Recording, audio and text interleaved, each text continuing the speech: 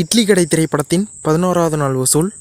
தமிழ்நாட்டில் 11வது நாளாக 1,26,00,000 ரூபாயும் 16 நாளில் மொத்தமாக 45,46,00,000 ரூபாயை வசூல் பண்ணியிருக்கு.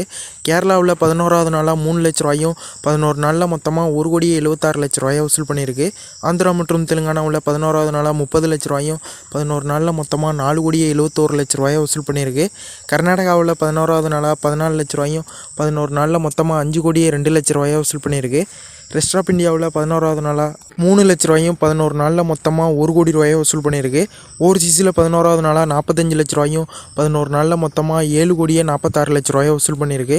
உலகம் முழுவதும் இட்லி கடை திரைப்படம் 11வது நாளாக 65,41,00,000 ரூபாயை வசூல் பண்ணியிருக்கு. காந்தாரா சாப்டர் 1 திரைப்படத்தின் 10வது நாள் வசூல். தமிழ்நாட்டில் 10வது நாளாக 2,45,00,000 ரூபாயும் 10 நாளில் மொத்தமாக 36,99,00,000 ரூபாயை வசூல் பண்ணியிருக்கு. கேரளாவில் 10வது நாளாக 1,88,00,000 ரூபாயும் 10 நாளில் மொத்தமாக 32,87,00,000 ரூபாயை வசூல் பண்ணியிருக்கு. ஆந்திரா மற்றும் தெலுங்கானாவில் 10வது நாளாக 3,21,00,000 ரூபாயும் 10 நாளில் மொத்தமாக 89,61,00,000 ரூபாயை வசூல் பண்ணியிருக்கு. கர்நாடகாவில் 10வது நாளாக 7,65,00,000 ரூபாயும் 10 நாளில் மொத்தமாக 141,90,00,000 ரூபாயை வசூல் பண்ணியிருக்கு. ரெஸ்ட் ஆஃப் இந்தியாவில் 10வது நாளாக 7,03,00,000 ரூபாயும் 10 நாளில் மொத்தமாக 118,09,00,000 ரூபாயை வசூல் பண்ணியிருக்கு. ஓவர்சீஸில் 10வது நாளாக 5,86,00,000 ரூபாயும் 10 நாளில் மொத்தமாக 42,35,00,000 ரூபாயை வசூல் பண்ணியிருக்கு.